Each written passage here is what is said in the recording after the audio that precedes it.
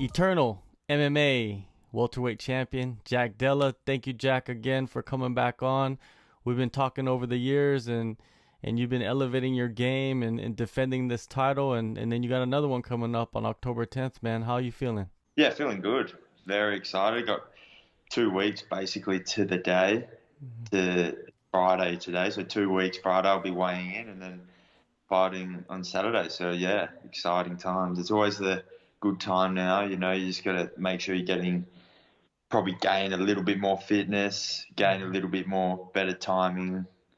But yeah, it's just staying patient now, I guess. It's just patience. Don't get too worked up because you still got a little bit of time, but it's close. So life's good.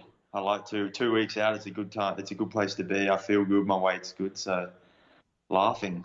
What changes do you make when it's about 2 weeks out? What is the difference during the camp, throughout the camp? No, I have to sort of, just for the weight cut, I've got to start, unfortunately, next week, 2 weeks out, just cut back on the calories a bit, try and drop a little bit more weight.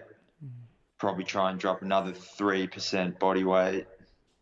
Drop that down, laughing. For me, I like to not spend as much time at the gym rather than sometimes just spending 2 hours. Like, just get in there, just get a good hard 25 minutes in of like fight pace sort of thing, a lot of movement, small gloves. Because now I don't think 2 weeks out you're not going to learn anything too much. So it's just about getting in there, getting the heart rate to where it needs to be for 25 minutes and just being able to do that basically. And just, not doing too much injury stuff. You don't want to get hurt. It's just getting everything firing basically. It's the goal. Perth, it hasn't been hit too bad by the coronavirus or any restrictions or regulations. So has this camp been normal, or have you made some alterations? It was a little bit different for about 3 months in Perth for the gym. It was probably about 3 months where the gym was closed. Maybe less, maybe two months the gym was closed. But that was a while ago. That was probably between March and April sort of thing. So the camp is, training the gym has been open for the last 2-3 months. So yeah, I've been in the gym for the last 3 months training as usual. So there was a little bit there. I didn't go to the gym, but I was still training, staying fit. So honestly, it hasn't really affected Perth at all. We've been pretty lucky. Gym's open. We've got a fight show coming up. So yeah, we're sort of like in our own little bubble, it feels like. And you guys are having a crowd too, right? Yeah, full crowd. So Yeah. just goes to show, nothing's really changed for us, which we're blessed for. So I'm lucky. Going to hopefully by the end of the year get 3 fights in this year, so it hasn't really affected me too much. Yeah, Eternal, they might be just stuck doing shows in Perth, right? Just because of the situation that's going on. I think so. I think they might be doing also a show in Queensland's doing okay. So maybe over in Queensland, Perth, but no interstate travel, basically. Yeah. Aldin in Perth, so we've got some good local fights that happen. So it's happy days. Yeah, definitely. Well, let's go back to your last title defense. It was earlier Yep. this year in February, right before the pandemic kind of got crazy around the world. You Yep. defended your title against Glenn Pettigrew, and it Mm. was a second round finish. The shot to the body seemed like it was the beginning of the end. Was that something that you worked on and you saw leading into the fight in your preparations? Right, I think the body shot's a good shot. There's a lot of this game's full of tough people. Like there's a lot of tough people, and getting hit in the head is just you can get hit in the head all day long, really. But a hard shot to the body, it really, like, I'm sure you've probably been hit to the body many times. It hurts. Like, it will drop you. Like, there's not much. It doesn't really matter how tough you are. It just drops you. So I'm always looking for the shot to the body, and also it pays dividends in the early rounds for the later rounds if it goes that far. I think in MMA, the body is definitely an undershot place. It's like debilitating to get hit there. So I'm always looking for that shot.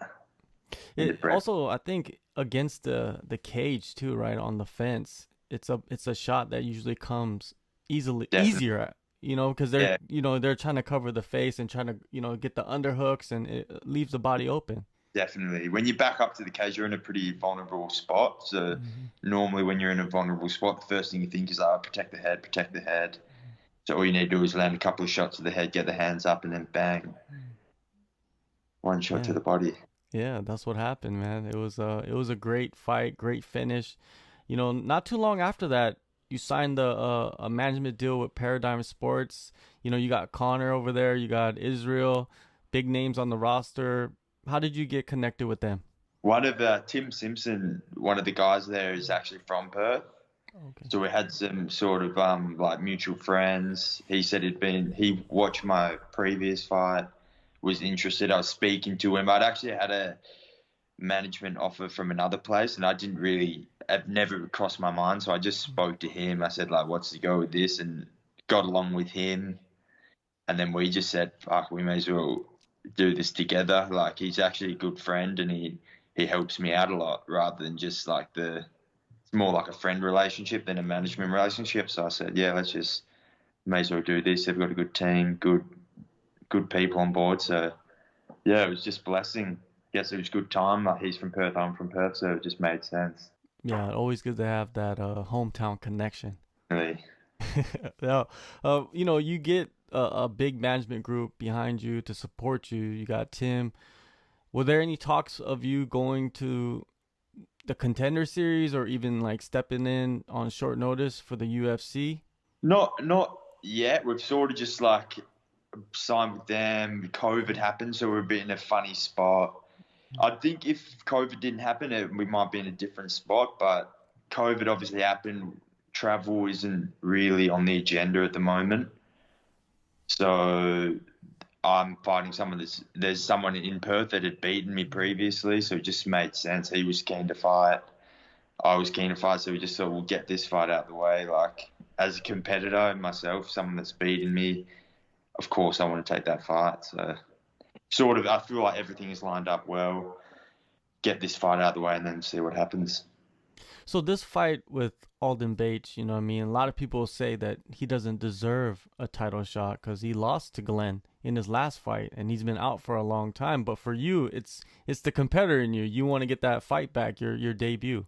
Yeah, definitely. I think if COVID didn't happen, this fight it'd be a hard one to sell, I imagine. But hey, you can't. I guess whether he deserves it or not, it's happening. Like, we're both from Perth, we're both keen to fight, so why not? He's beat me. Of course, I want to get that one back. So it's worked out perfectly. I honestly think if COVID didn't happen, it would be a hard fight to make happen. People would be like, why is he getting the fight? But sorry, we're stuck over in Perth, and he's the best dude here. No, well, hey, you got to make the fights now. That fight was a few years back. What do you remember most about the fight? What sticks out to you? Honestly, it was my first fight. It was a bit of a blur, that first fight. It's a weird experience. Like, I hadn't really been in that environment before. It was just different to me. I got too stuck on the wrestling, and it was just blur. I can't really remember the fight at all. So I think it was just a lack of experience. But talk is cheap. We got to do it again. So we'll see if I've made any improvements. Now with Bates, like I said, he fought Pettigrew. In his last fight, he lost a decision. Most likely you watched that fight. What is the breakdown of how Bates performed against a guy you finished twice? Yeah, I went to the fight. I watched it. I was hoping Bates would win. I was actually cheering for him. Not that I shouldn't. Not that I had anything bad against Glenn, but it just, as I said, like, if he made the win, it made more sense to fight him than Glenn, someone I'd beaten. But it was a good fight to watch. It was quite like intense. They both bring it, but on a technical standpoint, it was pretty sloppy. Honestly, it was like they were both all over the place. It was nothing clean. It was just both guys going hard but slipping all over the place. I wouldn't go back and watch it. But I went back and watched it, of course, and I thought Glenn had a pretty decent game plan going into that fight. Yeah, he's a powerful dude, and he comes and he's intense. Like, I think most of his wins come from he doesn't necessarily punch hard, but it's just that overwhelming like intensity that he brings. So Glenn had the good thing, just get in on the takedown, take him down, try and wear him down. I think he did a good job, but yeah, I think he did a great job. Did what he had to do to win, basically. Now with Aldin, I was watching an interview that he did, and he talked about a conversation that you had with him after the first fight. Do you remember that conversation? Not really. I do remember talking to him after. I don't Mm. really remember. Well, what was the? I can't remember. I think it was just general, like good work Mm. you got, sort of thing. Yeah, I was just wondering if you remember that conversation. He was saying something about you guys were talking about the fight and I think he said something about you were just too focused on the wrestling, which is what you said earlier. Yeah, yeah, definitely. Way too focused on the wrestling, Hmm. especially when you're not used to competition. Like the wrestling's hard. It's the hardest part of the game, other than just jabbing and moving. So we'll see what happens this time. I'm definitely keen to get. I'm a mixed martial artist. So I'm gonna mix it up in there. I'm gonna do whatever I can. Now, where do you think you've elevated the most since that first fight? Other than like let's say your finishing ability, because you've been finishing dudes left and right. Yeah, I think honestly, I think this whole game is about experience, and just getting Mm. in there and being able to just like be calm and just compete rather than getting in there and like the nerves are getting to you and the whole. Because you get like sparring's one thing, going to the gym when there's no pressure, it doesn't matter what happens, but then getting in there with the lights, you get the announce your name, all that stuff like that can get to you, and I think that's what really surprised me in our first fight, but. Obviously, 4 years ago, I've been training very consistently over the 4 years, so I've been getting better. But I think it's just the experience level. I'm so much more experienced now. I know what to expect. So yeah, I'm just excited. I'm excited to fight. It's been a minute. Yeah, yeah. Now, Bates, man, he seems very confident that this fight will go down or play out like the first one. What do you see? I don't see it going down as the first time. I see he's gonna bring it the first time, and I'm not. I'm gonna exchange with him. I'm gonna land hard shots on him rather than shooting for the takedown. The only time I will shoot for a takedown is possibly later in the round just to get on top of him and bust him up with some elbows. But I'm definitely gonna, if he's gonna bring the intensity, I'm gonna match that intensity, and then we'll see where it's at. Do you think that this fight goes past 3 rounds? No chance. Mm. Well, it would be done in two. I think. Well, you've been finishing guys within two for the last I Yeah, don't know how many fights. yeah. Two's it seems to be the number. I think good round because the first round is more of a feel Mm, out. I don't think there will be necessarily be a big feel out process, but mm, I think when you go back to the like corner and you're sort of facing off with each other, you got that minute. I think you can sort of see where you're at, mm. and if you can feel that the other person's lacking energy, then yeah, I think you can take someone out in the second round if you can feel that their energy's lacking. I think that's what will happen if it makes it out of the first round. Did you feel that when you faced off against Glenn the second time? Definitely. The first round, I honestly, I didn't warm up I don't think, I'm not making any excuses. My warm up wasn't too good, so I was lacking that like explosive movement. So I sort of just waited and I could tell by 3 minutes into the first round, he was breathing heavy, real heavy. So I just thought, we just play this one out. Got back to the round and I could see he was pretty tired.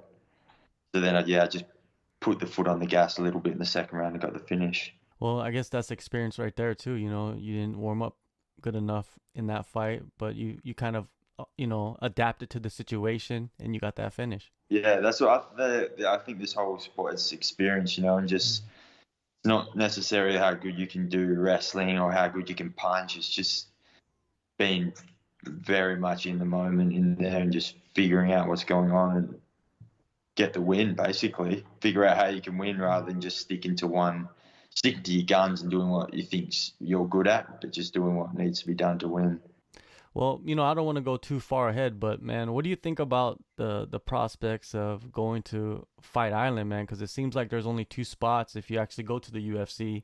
It's Fight Island or Vegas, and and it seems like all the guys in Australia, they're heading out to Fight Island, man. Fight Island, yeah. Yeah, Fight Island, it looks cool. I've seen a couple of videos of that, those back sort of.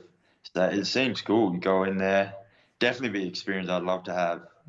No one around, just go to the hotel with the team. Seems like a once in a lifetime sort of thing. So yeah, I would love to do that. See what happens after this fight. Talk to the big bosses, and hopefully we can get something happening. Yeah, Tim's out there right now, right? Yeah, he's with Izzy at the moment. Yeah. So yeah, I think hopefully I don't think he can make it back in time for my fight, but he is trying to come back. So What do you guys? Oh yeah, you guys have to have a 2 week quarantine if you do travel out and come back in.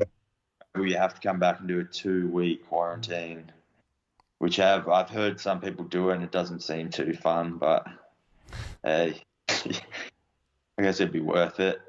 It is worth it, and I think if you can chill out, you can chill out 2 weeks, chill out, like you know, do your thing. As long as you beats or something, I'd be happy.